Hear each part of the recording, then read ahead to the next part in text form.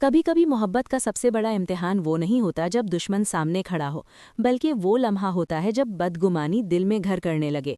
हार का जख्म अभी ताज़ा ही था। आर्या और खावर अपनी शिकस्त को कबूल नहीं कर पा रहे थे। उनकी अना जख्मी थी और जख्मी अना अक्सर खतरनाक फैसले करवाती है।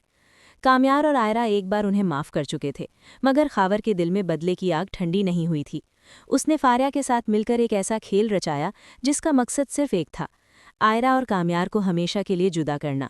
उस रात आयरा अपने घर लौट आई थी। उसे क्या खबर थी कि कोई साया उसका पीछा करते हुए दरवाजे तक आ पहुंचा है।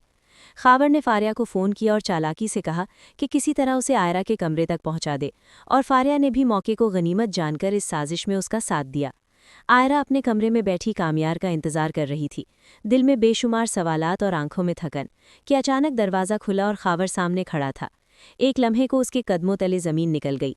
हैरत और गुस्से से उसकी आवाज़ कांप उठी। तुम यहाँ क्या कर रहे हो? मैंने तुम्हें वाज़े तौर पर मना किया था कि मेरी ज़ाती ज़िंदगी में मुदाखलत ना करो।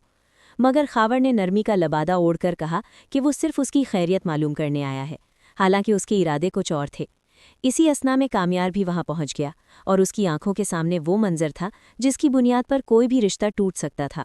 खावर आयरा का हाथ थामने की कोशिश कर रहा था और आयरा झटके से अपना हाथ छुड़ा रही थी। फिजा में तनाव गहरा हो गया, खामोशी चीखने लगी। कामयार के चेहरे पर गुस्सा साफ नजर आ रहा था। वो पहले भी खावर को नज़रअंदाज कर चुका था, मगर आज बात हद से आगे बढ़ चुकी थी।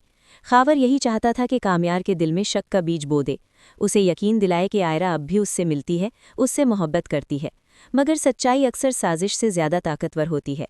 कामयार ने एक लम्हे के लिए आयरा की आंखों में देखा, और वहाँ उसे धोखा नहीं बल्कि बेबसी दिखाई दी।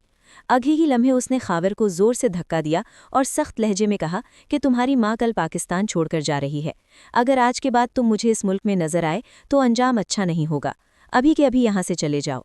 खावर के चेहरे का रंग उड़ गया, उसकी सारी चालाकी हवा हो गई, और वो अपनी जान बचाता हुआ वहाँ से निकल गया।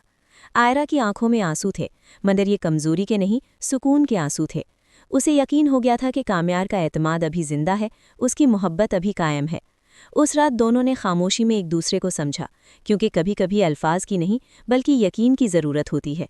इस कहानी का सबक यही है कि साजिशें वक्ती तौर पर दिलों में दरार डाल सकती हैं, मगर सच्ची मोहब्बत अगर एतमाद पर कायम हो तो कोई भी फरेब उसे तोड़ नहीं सकता।